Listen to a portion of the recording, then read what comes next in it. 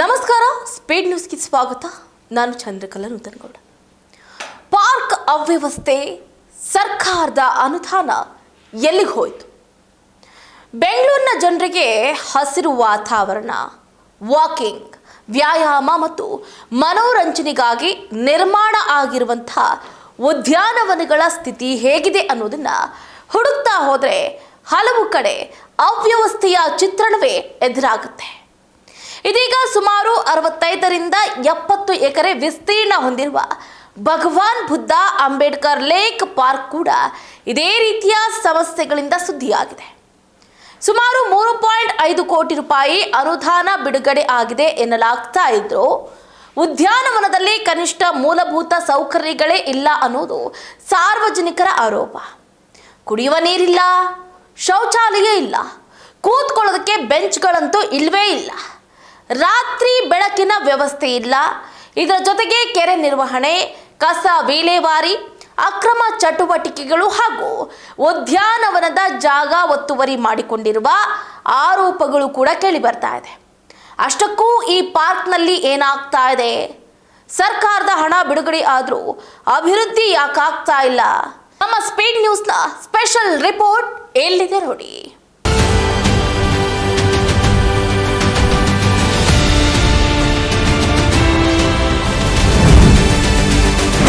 65 ಎಕರೆ ಪಾರ್ಕ್ಗೆ ಗ್ರಹಣ, ಅವ್ಯವಸ್ಥೆಯ ಆಗರ Ambedkar lake park. ಕೋಟ್ಯಾಂತರ ಅನುದಾನ, ಪಾರ್ಕ್ನಲ್ಲಿ ಸೌಲಭ್ಯ ಮಾತ್ರ ಮಾಯ. ಕತ್ತಲಲ್ಲಿ ವಾಕಿಂಗ್, ಕಸದ ನಡುವೆ ಜನಜೀವನ, ಪಾರ್ಕ್ನ ಕರಾಳ ಚಿತ್ರಣ. ಇದು ಬೆಂಗಳೂರಿನ ಜನರು ಬೆಳಗ್ಗೆ ಸಂಜೆ ವಾಯುವಿಹಾರಕ್ಕೆ, ವ್ಯಾಯಾಮಕ್ಕೆ ಮತ್ತು ನೆಮ್ಮದಿಗಾಗಿ ಬರಬೇಕಾದ ಉದ್ಯಾನವನ ಭಗವಾನ್ ಬುದ್ಧ ಅಂಬೇಡ್ಕರ್ ಲೇಕ್ ಪಾರ್ಕ್. ಸರಿಸುಮಾರು 65ರಿಂದ 70 ಎಕರೆ ವಿಸ್ತೀರ್ಣ ಹೊಂದಿರೋ ವಿಶಾಲವಾದ ಉದ್ಯಾನವನ. ಹೆಸರಿಗೆ ತಕ್ಕಂತೆ ದೊಡ್ಡದಾಗಿರೋ ಈ ಪಾರ್ಕ್ನ ಸ್ಥಿತಿ ಮಾತ್ರ ಈಗ ಸಾರ್ವಜನಿಕರ ಆಕ್ರೋಶಕ್ಕೆ ಕಾರಣವಾಗಿದೆ. ಹಸಿರು ಪರಿಸರ ಇರಬೇಕಾದ ಜಾಗದಲ್ಲಿ ಕೊಳೆ, ಜನರು ಕುಳಿತುಕೊಳ್ಬೇಕಾದ ಜಾಗದಲ್ಲಿ ಬೆಂಚ್ಗಳಿಲ್ಲ, ಸಂಜೆಯಾಗ್ತಾ ಇದ್ದಂತೆ ಬೆಳಕಿನ ವ್ಯವಸ್ಥೆ ಇಲ್ಲದೆ ಕತ್ತಲೆ. ಇನ್ನು ಮೂಲಭೂತ ಸೌಕರ್ಯಗಳ ಕೊರತೆಯಿಂದ ವಾಯುವಿಹಾರಕ್ಕೆ ಬರೋ ಸಾರ್ವಜನಿಕರು ಪರದಾಡ್ತಿದ್ದಾರೆ ಅನ್ನೋ ಆರೋಪ ಕೇಳಿ ಬರ್ತಿದೆ. ಹೇಳ್ದಂಗೆ ಇಲ್ಲಿ ಗಾಂಜಾ ಹೊಡೆಯೋರು ಅವರು ಇವರು ಭಾಳ ಜಾಸ್ತಿ ಇದ್ದಾರೆ. ಮತ್ತು ಲೈಟ್ ಇಲ್ಲ, ಲೈಟು ಮೇಯ್ನ್ ಪ್ರಾಬ್ಲಮ್ ಆಗಿದೆ. ಈಗ ಎಲ್ಲ ಕಲೆಕ್ಷನ್ ಕೊಟ್ಟಿದ್ದಾರೆ, ಅದು ನಾನು ಮಾಡ್ತಾ ಇಲ್ಲ. ಇಲ್ಲಿ ಹಾವು ಅದು ಇದು ಎಲ್ಲ ಕಡೆನೂ ತೊಂದರೆ ಆಗಿದೆ. ಬಟ್ ಆ ಕಡೆ ಹಸುಗಳೆಲ್ಲ ಏನು ಸೇಫ್ಟಿ ಇಲ್ಲ ಅದಕ್ಕೆ. ಇಲ್ಲಿನೂ ಈ ಕಡೆ ಆ ಕಡೆ ಬಂದು ಒಂದೊಂದು ಗ್ಯಾಂಗ್ ಕೂತ್ಕೊಳ್ತಾರೆ ಅಲ್ಲಿ. ಅವ್ರು ಹೇಳ್ದಂಗೆ ಇಲ್ಲಿ ಹಸುಗಳು ಭಾಳ ಹಾನಿ ಮಾಡ್ತಾಯಿದ್ದಾವೆ. ಈ ಪಾರ್ಕಿಗೆ ಅದೇ ಬೆಂಚ್ ಇಲ್ಲ, ಟಾಯ್ಲೆಟ್ ಇಲ್ಲ, ಮತ್ತು ಇದು ನೋಡಿ ನೆಲ ಹಿಂಗೆ ಇದೆ, ಮಳೆ ಬಂದರೆ ಓಡಾಡೋಕ್ಕಾಗೋದಿಲ್ಲ. ಈ ಸೌಕರ್ಯ ಏನು ಅಂತ ಹೇಳ್ಕೊಳಂಥ ಸೌಕರ್ಯ ಏನು ಕಾಣ್ತಾ ಇಲ್ಲ, ಮಾಡಿಕೊಡ್ಬೇಕು. ಈ ಪಾರ್ಕ್ ಇರುವುದು ಬೆಂಗಳೂರು ನಗರಾಭಿವೃದ್ಧಿ ಸಚಿವರಾದ ಕೃಷ್ಣ ಭೈರೇಗೌಡ ಕ್ಷೇತ್ರದಲ್ಲಿ. ಒಂದು ಸಾರ್ವಜನಿಕ ಉದ್ಯಾನವನಕ್ಕೆ ಬೇಕಾದ ಕನಿಷ್ಠ ಮೂಲಭೂತ ಸೌಕರ್ಯಗಳೇ ಇಲ್ಲಿ ಕಾಣಿಸ್ತಿಲ್ಲ ಅನ್ನೋದು ಸ್ಥಳೀಯರ ಆರೋಪ. ಕುಳಿತುಕೊಳ್ಳಲು ಬೆಂಚ್ಗಳಿಲ್ಲ, ಶೌಚಾಲಯದ ವ್ಯವಸ್ಥೆ ಇಲ್ಲ, ಕುಡಿಯೋ ನೀರಿನ ವ್ಯವಸ್ಥೆ ಇಲ್ಲ, ರಾತ್ರಿ ವೇಳೆ ಬೆಳಕಿನ ವ್ಯವಸ್ಥೆಯೂ ಇಲ್ಲ. ಹೀಗಾಗಿ ಸಂಜೆ ಸಮಯದಲ್ಲಿ ಪಾರ್ಕ್ಗೆ ಬರೋ ಮಹಿಳೆಯರು, ವೃದ್ಧರು ಹಾಗೂ ಸಾರ್ವಜನಿಕರು ಕತ್ತಲಲ್ಲೇ ವಾಕಿಂಗ್ ಮಾಡಬೇಕಾದ ಪರಿಸ್ಥಿತಿ ಇದೆ ಎಂದು ಸ್ಥಳೀಯರು ಆಕ್ರೋಶ ವ್ಯಕ್ತಪಡಿಸಿದ್ದಾರೆ.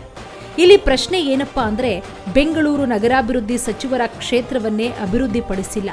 ಇಷ್ಟೊಂದು ದೊಡ್ಡ ಉದ್ಯಾನವನದಲ್ಲಿ ಮೂಲಭೂತ ಸೌಕರ್ಯಗಳನ್ನೇ ಕಲ್ಪಿಸಲು ಸಾಧ್ಯವಾಗಿಲ್ಲ ಅಂದ್ರೆ ಅಭಿವೃದ್ಧಿ ಕಾಮಗಾರಿಗಳ ಸ್ಥಿತಿ ಹೇಗಿದೆ?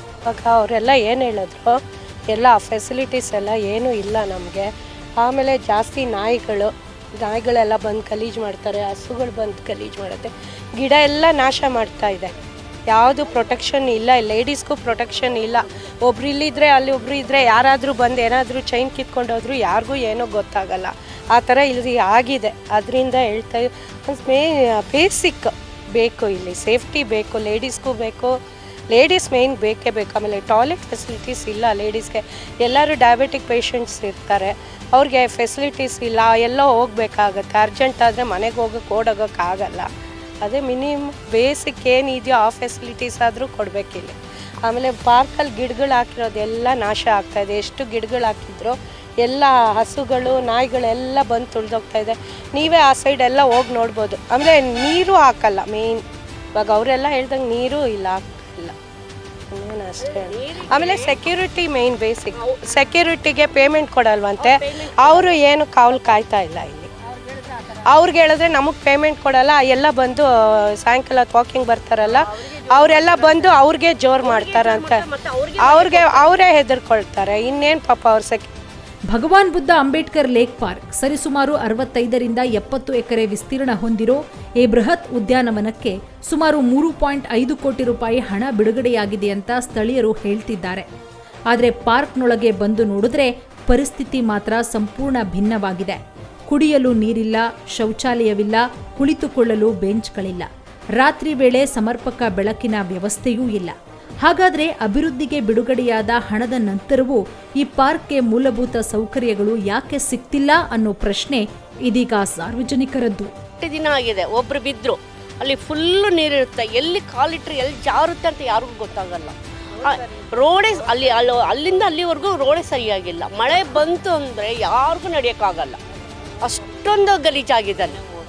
ಮೊನ್ನೆ ಅದೇ ಹೇಳ್ತೀವಲ್ಲ, ಏಜ್ ಆಗಿದೆ, ಅವ್ರು ಬಿದ್ದಿದ್ದಾರೆ. ಬಿದ್ದಿದ ತಕ್ಷಣ ಅವ್ರ ಕಾಲು ಊತ ಬಂದು ಇನ್ನೂ ಅವ್ರಿಗೆ ಬರ್ತಾ ಇಲ್ಲ. ಇಷ್ಟೆಲ್ಲ ಇರುತ್ತೆ. ಪಾರ್ಕ್ಗಂತ ಏನಕ್ಕೆ ಬರ್ಬೇಕು ನಾವು? ಕ್ಲೀನಾಗಿರುತ್ತೆ.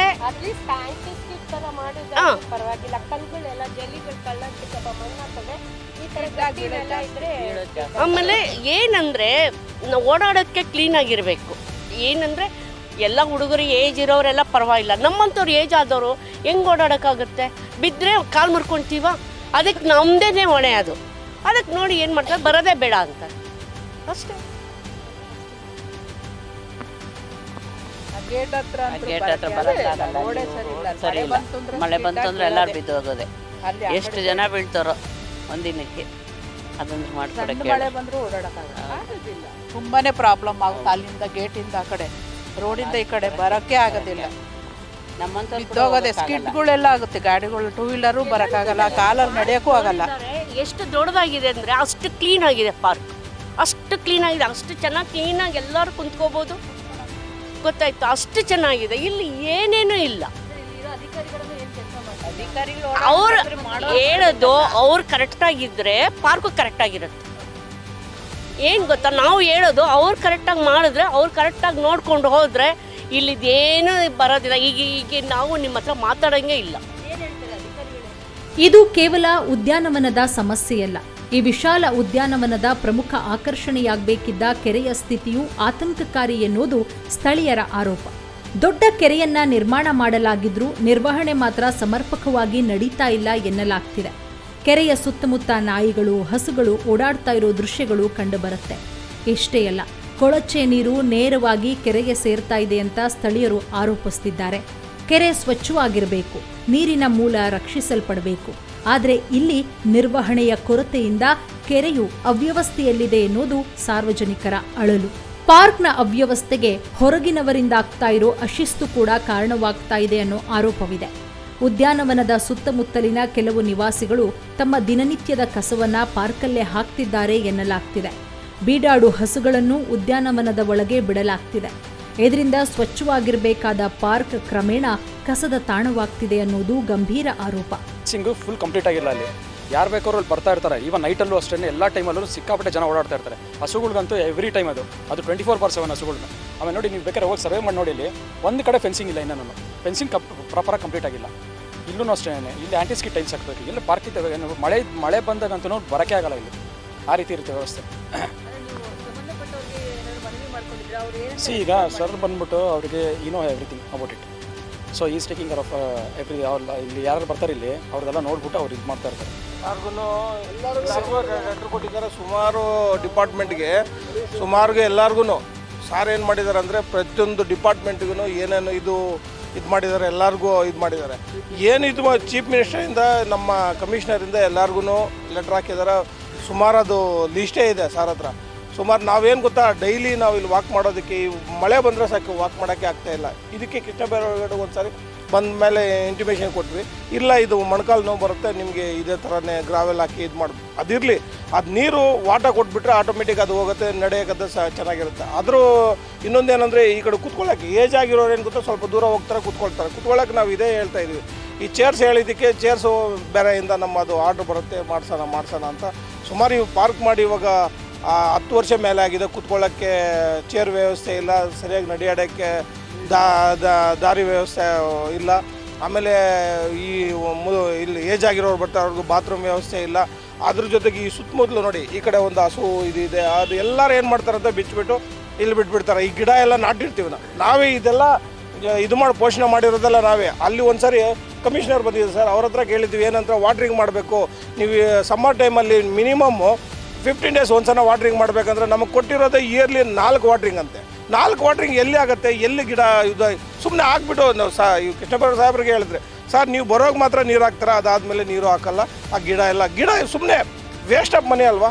ಸುಮ್ಮನೆ ಗಿಡ ಹಾಕ್ತಾರೆ, ಗಿಡ ಹಾಕ್ಬಿಟ್ಟು ಹೋಗ್ಬಿಟ್ರೆ ಅದನ್ನು ಪಾಲನೆ ಮಾಡಿಲ್ಲ ಅಂದರೆ ಏನಾಗುತ್ತೆ, ಗಿಡ ಮಾಡಿ ನೋಡಿ ಆ ಲೇಕ್ ಫುಲ್ಲೆಲ್ಲ ನೀವು ಗಿಡ ಹಾಕಿದ್ದು ಒಂದು ಗಿಡನೂ ಇಲ್ಲ. ಈ ಗಿಡ ಇದೆಲ್ಲ ನಾವೇನು ಮಾಡಿದ್ವಿ, ಇಲ್ಲಿ ವಾಕರ್ಸ್ ಅಂತ ನಾವೇನು ಮಾಡಿದ್ವಿ, ಪ್ರತಿಯೊಂದು ಸಮ್ಮರ್ ಟೈಮಲ್ಲಿ ಟ್ಯಾಂಕರ್ ತರಿಸಿ ನಾವೇ ಕೆರೆಯಿಂದ ನೀರು ತಗೊಂಡೆ ನಾವೆಲ್ಲ ನೀರು ಮಾಡ್ಕೊಂಡು ಇಷ್ಟು ಮಾತ್ರ ಮಾಡಿದ್ವಿ. ಅದೇ ಥರ ಅದು ಮಾಡಿ ಅಂತ ನಾವು ಕೇಳ್ತಾ ಇದ್ವಿ. ಕೇಳ್ಕೊಂಡ್ರೆ ಅವರು ಏನೋ ಇರೋ ಕಾಂಟ್ರಾಕ್ಟರ್ಗೆ ಕೈ ತೋರಿಸ್ತಾರೆ, ಇಂಜಿನಿಯರ್ ಕೇಳಿದ್ರೆ ಅವ್ರು ನಮಗೆ 4 ವಾಟ್ರಿಂಗ್ ಅಂತಾರೆ. 4 ವಾಟ್ರಿಂಗ್ ಆದರೆ ಎಲ್ಲಿ ಗಿಡ ಆಗುತ್ತೆ, ಅದು ಹಸು ಇಲ್ಲಿ ಸೆಕ್ಯೂರಿಟಿಲಿ ಕುತ್ಕೊಂಡಿರ್ತಾರೆ, ಹಸುಗಳು ಮೇಯ್ತಾ ಇರ್ತಾರೆ, ಗಿಡ ಎಲ್ಲ ತಿಂದು ಹೋಗ್ತಾ ಇರ್ತವೆ. ಇಲ್ಲಿ ಕೇವಲ ಅಧಿಕಾರಿಗಳ ಜವಾಬ್ದಾರಿ ಮಾತ್ರ ಅಲ್ಲ, ಸಾರ್ವಜನಿಕರ ಜವಾಬ್ದಾರಿಯೂ ಅಷ್ಟೇ ಮುಖ್ಯ. ಇನ್ನು ಈ ಉದ್ಯಾನವನದ ಕೆಲವು ಪ್ರದೇಶಗಳು ಅಕ್ರಮ ಚಟುವಟಿಕೆಗಳಿಗೆ ಬಳಕೆಯಾಗ್ತಾ ಇದೆ ಅನ್ನೋ ಗಂಭೀರ ಆರೋಪವೂ ಕೇಳಿ ಬರ್ತಿದೆ. ಮದ್ಯ ಸೇವನೆ, ಗಾಂಜಾ ಸೇವನೆ, ರಾತ್ರಿ ವೇಳೆ ಅನುಮಾನಾಸ್ಪದ ಚಟುವಟಿಕೆಗಳು, ಇಂತಹ ಕಾನೂನುಬಾಹಿರ ಚಟುವಟಿಕೆಗಳು ನಡೀತಾ ಇದೆ ಅಂತ ಸ್ಥಳೀಯರು ಹಾಗೂ ಉದ್ಯಾನವನದ ಗಾರ್ಡ್ ಆರೋಪಿಸ್ತಾರೆ. ಇದನ್ನ ಪ್ರಶ್ನಿಸಿದವರಿಗೆ ಬೆದರಿಕೆ ಹಾಕಲಾಗ್ತಿದೆ ಅನ್ನೋ ಆರೋಪವೂ ಇದೆ. ಇನ್ನು ಮತ್ತೊಂದು ಗಂಭೀರ ಆರೋಪ, ಉದ್ಯಾನವನದ ಜಾಗವನ್ನೇ ಆಕ್ರಮಿಸಿಕೊಂಡು ಮನೆ ನಿರ್ಮಾಣ ಮಾಡಲಾಗಿದೆ, ಹಾಲಿ ಡೈರಿಯನ್ನೂ ನಿರ್ಮಿಸಲಾಗಿದೆ ಎನ್ನುವ ಆರೋಪ ಕೇಳಿ ಬರ್ತಿದೆ. ಪಾರ್ಕ್ಗೆ ಸೇರಿದ ಜಾಗದ ಗಡಿ ಎಷ್ಟು, ಯಾವ ಭಾಗದಲ್ಲಿ ಒತ್ತುವರಿಯಾಗಿದೆ, ಯಾವ ನಿರ್ಮಾಣಗಳಿಗೆ ಅನುಮತಿ ಇದೆ, ಯಾವುದಕ್ಕೆ ಅನುಮತಿ ಇಲ್ಲ, ಈ ಎಲ್ಲಾ ಪ್ರಶ್ನೆಗಳಿಗೆ ಸಂಬಂಧಪಟ್ಟ ಅಧಿಕಾರಿಗಳೇ ಸ್ಪಷ್ಟ ಉತ್ತರ ನೀಡಬೇಕಿದೆ. ಈ ಸಮಸ್ಯೆಗಳ ಬಗ್ಗೆ ಹಲವು ಬಾರಿ ಸಂಬಂಧಪಟ್ಟ ಅಧಿಕಾರಿಗಳಿಗೆ ದೂರು ನೀಡಲಾಗಿದೆ. ಬಹುಜನ ಸಮಾಜ ಪಾರ್ಟಿ ಆಲ್ ಇಂಡಿಯಾ ರಾಜ್ಯಾಧ್ಯಕ್ಷ ಮುನಿಯಪ್ಪ ಅವರು ಆರೋಪಿಸಿದ್ದಾರೆ. ನನ್ನ ಹೆಸರು ಮಾರ್ಸಂಡ್ರ ಮುನಿಯಪ್ಪ ಅಂತೇಳಿ, ಬಹುಜನ ಸಮಾಜ ಪಾರ್ಟಿ ಆಲ್ ಇಂಡಿಯಾ ನನ್ನ ಸ್ಟೇಟ್ ಪ್ರೆಸಿಡೆಂಟು. ಈ ಕಾಂಚೀರಾಮ ನಗರ ಎಲ್ಲ ಮಾಡಿದ್ದು ನಾವೇನೆ. ಸುಮಾರು ಅದು ಬಿಡಿಯಾಗಿ ಅಕ್ವೈರ್ ಆಗಿತ್ತು, 150 ಎಕರೆ ಬಿಡಿಸಿದ್ವಿ. BBMP ಕೂಡ ಮಾಡಿಸಿದ್ವಿ. ಅದನ್ನು ಕಾವೇರಿ ವಾಟರ್ ಕೂಡ ಅದು ಹೋರಾಟ ಮಾಡ್ತಾಯಿದ್ವಿ. ಸ್ಯಾನಿಟರಿ ಕೂಡ ಬಂತು. ಇದು ಬಂದು ಈ ಪಾರ್ಕು 70ರಿಂದ 80 ಎಕರೆಲಿದೆ. ಈ ಪಾರ್ಕನ್ನು, ಈ ಜಾಗನ, ಕೆರೆನ ಯಾರು ಲ್ಯಾಂಡ್ ಗ್ರಾಬ್ ಮಾಡಿದರು, ಯಾರು ಅಂತೇಳಿದರೆ ರಾಮಲಿಂಗೇಶ್ವರ ಮಠ ಅಂತೇಳಿ ಈ ಕಂಪ್ಲೀಟ್ ಇದನ್ನೆಲ್ಲ ಮುಚ್ಚಿಬಿಟ್ಟು ಅಲ್ಲಿ ಮಠ ಕಟ್ಕೊಂಡು ಕಾಂಪೌಂಡ್ ಹಾಕಿ ಇದಕ್ಕೆ ಲ್ಯಾಂಡ್ ಗ್ರಾಬ್ ಮಾಡಿ ಮಾರಾಟಕ್ಕೆ ಇಟ್ಟಿದ್ರು. 15 ವರ್ಷಕ್ಕಿಂತ ನಮಗೆ ಗೊತ್ತಾದ ಮೇಲೆ ಇದನ್ನೆಲ್ಲ ರೆಕಾರ್ಡ್ ರೂಮಲ್ಲಿ ಹುಡ್ಕೊಂಡು ಹೋದಾಗ ಇದು ಸಿಂಗಾಪುರ ಕೆರೆ ಅಂತ ಬಂತು. ಇದನ್ನೆಲ್ಲ ನಾವು ಹೋರಾಟ ಮಾಡಿ ಆಗ DC ಶಂಕರು, ಅದಕ್ಕಿಂತ ರಾಮೇಗೌಡ ಸ್ಪೆಷಲ್ DC, ಆಮೇಲೆ ಇವರು ಸಾದಿಕ್ ಅಂತ DC ಇದ್ದರು. ಅವ್ರಿಗೆಲ್ಲ ಲೆಟ್ರ್ ಕೊಟ್ಟು ಹೋರಾಟ ಮಾಡಿ ನಾವು ಸರ್ಕಾರಕ್ಕೆ ವಾಪಸ್ ತಗೊಂಡಾಗ ಮಾಡಿದ್ವಿ. ರಾಮಲಿಂಗೇಶ್ವರ ಮಠದ ಇದ್ದಂಥ ಪಾಣಿ ಮೀಟರ್ ಚೇಂಜ್ ಆಗಿ ಸರ್ಕಾರ ಅಂತ ಬಂತು. ಸರ್ಕಾರ ಅಂತ ಬಂದಾದ ಮೇಲೆ ಅವಾಗಿನ್ನೂ ಕೃಷ್ಣ ಬೈರೇಗೌಡ ಇಲ್ಲಿ MLA ಆಗಿರಲಿಲ್ಲ. ಅವಾಗಿನ್ನೂ ಇದೆಲ್ಲ ಎಡಗಡೆ ಬಂದು ಯಲಹಂಕಕ್ಕೆ ಬರ್ತಾಯಿತ್ತು, ಇದು ಉತ್ತರಳ್ಳಿ ಬರ್ತಾಯಿತ್ತು ಬಲಗಡೆ. ಇದನ್ನ ಗೌರ್ಮೆಂಟಿಗೆ ಲೆಟ್ರೆಲ್ಲ ಕೊಟ್ಟು 1-2 ಸಣ್ಣ ಕೆರೆ ಮಾಡಿದರು. ಇದಾದಮೇಲೆ 2008 ಕೃಷ್ಣ ಬೈರೇಗೌಡರಲ್ಲಿ MLA ಆದರು. ಇದಾದಮೇಲೆ ನಾವು ಭಾಳ ಹೋರಾಟವನ್ನು ಮಾಡಿ ಇಲ್ಲೆಲ್ಲೂ ಕೂಡ ಪಾರ್ಕ್ ಇಲ್ಲ. ಜನ ಇಲ್ಲಿ ಸುತ್ತಮುತ್ತ ಹೋರಾಟ ಮಾಡಬೇಕಾದ್ರೆ, ವಾಕ್ ಮಾಡಬೇಕಾದ್ರೆ ಭಾಳ ದೂರ ಇದೆ ಪಾರ್ಕು. JP ಪಾರ್ಕು, ಅದು ಬಿಟ್ಟರೆ ಕಬ್ಬನ್ ಪಾರ್ಕು, ಲಾಲ್ಬಾಗು, ಇಲ್ಲೆಲ್ಲೂ ಕೂಡ ಪಾರ್ಕ್ ಇಲ್ಲ. ಅದಕ್ಕೆ ನಾವು ನಮ್ಮ ಸಂಘಟನೆಯಿಂದ ಹೋರಾಟ ಮಾಡಿ ಇದನ್ನು ಕ್ಯಾಬಿನೆಟ್ಗೆ ತಗೊಂಡೋಗಿ ಪಕ್ಕದ BBMP ಮಾಡಿಸಿ ಇದನ್ನು ಕೌನ್ಸಿಲಿಂಗ್ ತಗೊಂಡೋಗಿ ಕೌನ್ಸಿಲಿಂಗನ್ನು ಪಾಸ್ ಮಾಡಿಸಿ ಭಗವಾನ್ ಬುದ್ಧ ಅಂಬೇಡ್ಕರ್ ಲೇಕ್ ಪಾರ್ಕ್ ಅಂತ ಮಾಡಿಸಿದ್ವಿ. ಮಾಡಿಸಿ ನಾವೆಲ್ಲ ಕೂಡ ಹೋರಾಟ ಮಾಡಿ ಸ್ವಲ್ಪ ದುಡ್ಡನ್ನು ಕೊಡಿಸಿದ್ವಿ.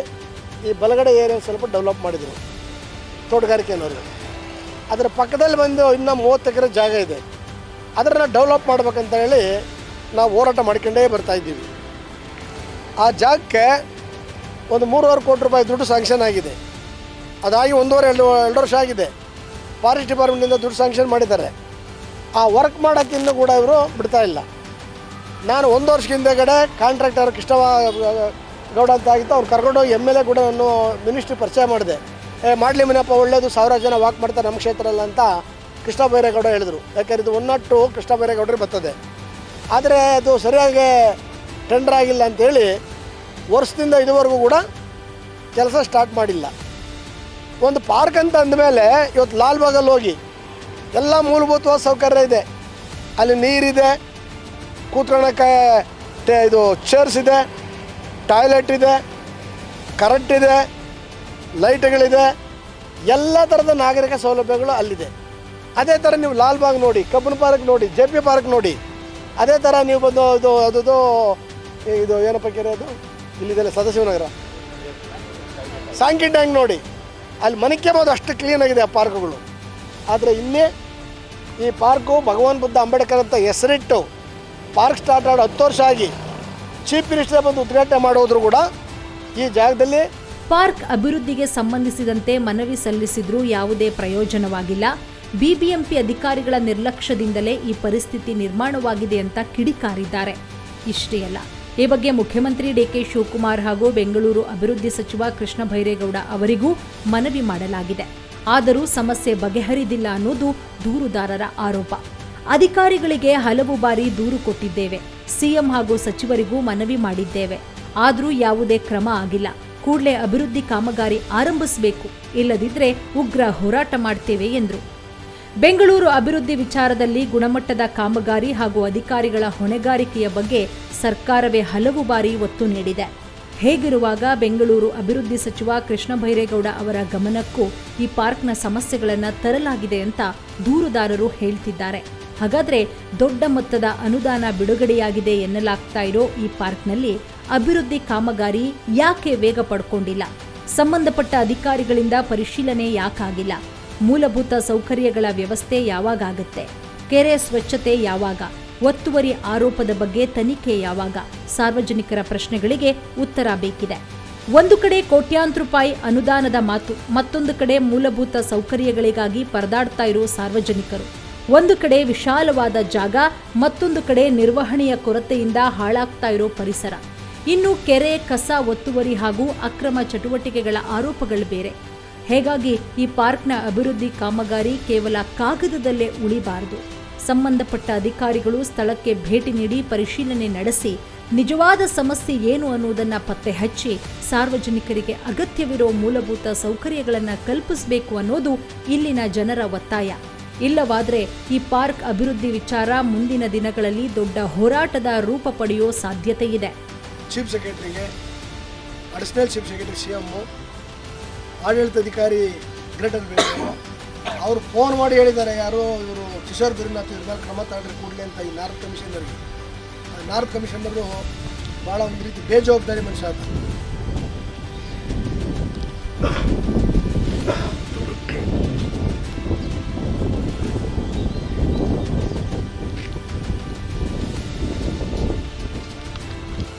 ಪಾರ್ಕ್ ಅನ್ನೋದು ಕೇವಲ ಮರಗಿಡಗಳಿರುವ ಜಾಗವಲ್ಲ, ನಗರದ ಜನರ ಆರೋಗ್ಯ, ನೆಮ್ಮದಿ ಮತ್ತು ಸಾರ್ವಜನಿಕ ಬದುಕಿನ ಒಂದು ಭಾಗ. ಮಕ್ಕಳಿಗೆ ಸುರಕ್ಷಿತ ಆಟದ ಸ್ಥಳ ಬೇಕು, ವೃದ್ಧರಿಗೆ ವಾಕಿಂಗ್ ಮಾಡಲು ಉತ್ತಮ ಟ್ರ್ಯಾಕ್ ಬೇಕು, ಮಹಿಳೆಯರಿಗೆ ಸುರಕ್ಷಿತ ವಾತಾವರಣ ಬೇಕು, ಸಾರ್ವಜನಿಕರಿಗೆ ಶುದ್ಧ ಕುಡಿಯೋ ನೀರು, ಶೌಚಾಲಯ ಮತ್ತು ಬೆಳಕಿನ ವ್ಯವಸ್ಥೆ ಬೇಕು. ಇವೆಲ್ಲವೂ ಐಷಾರಾಮಿ ಸೌಲಭ್ಯಗಳಲ್ಲ, ಇವು ಕನಿಷ್ಠ ಮೂಲಭೂತ ಸೌಕರ್ಯಗಳು. ಹಣ ಬಿಡುಗಡೆಯಾಗಿದೆ ಅನ್ನೋದು ಮುಖ್ಯವಲ್ಲ, ಆ ಹಣದಲ್ಲಿ ಕೆಲಸ ಆಗಿದೆಯಾ ಅನ್ನೋದೇ ಮುಖ್ಯ. ಪಾರ್ಕ್ ದೊಡ್ಡದಿದೆ ಅನ್ನೋದು ಮುಖ್ಯವಲ್ಲ, ಅದು ಸಾರ್ವಜನಿಕರಿಗೆ ಉಪಯೋಗವಾಗ್ತಿದೆಯಾ ಅನ್ನೋದೇ ಮುಖ್ಯ. ಭಗವಾನ್ ಬುದ್ಧ ಅಂಬೇಡ್ಕರ್ ಲೇಕ್ ಪಾರ್ಕ್ನ ಸಮಸ್ಯೆಗಳಿಗೆ ಕೊನೆ ಯಾವಾಗ? ಜನರ ಪ್ರಶ್ನೆಗೆ ಸಂಬಂಧಪಟ್ಟ ಅಧಿಕಾರಿಗಳು ಉತ್ತರ ಕೊಡಬೇಕಿದೆ. ನೋಡಿದ್ರಲ್ಲ ಯಾವ ರೀತಿ ಇದೆ ಈ ಪಾರ್ಕ್ನ ಅವ್ಯವಸ್ಥೆ ಅಂತ. ಹಾಗಾದ್ರೆ ಸರ್ಕಾರದಿಂದ ಅನುದಾನ ಬಿಡುಗಡೆ ಆಯ್ತು, ಆದ್ರೆ ಅದು ಯಾರ ಜೇಬಿಗೋಯ್ತು, ಈಗ ಯಾರ ತೆಕ್ಕೆಯಲ್ಲಿ ಇದೆ ಅನ್ನೋದನ್ನ ಕಾದಷ್ಟೇ ನೋಡಬೇಕಾಗಿದೆ. ಇದಾಗಿತ್ತು ಇವರೆಗಿನ ಅಪ್ಡೇಟ್. ನೋಡ್ತಾ ಇರಿ ಸ್ಪೀಡ್ ನ್ಯೂಸ್, ಸುದ್ದಿ ನಿಮ್ಮದು, ವೇಗ ನಮ್ಮದು.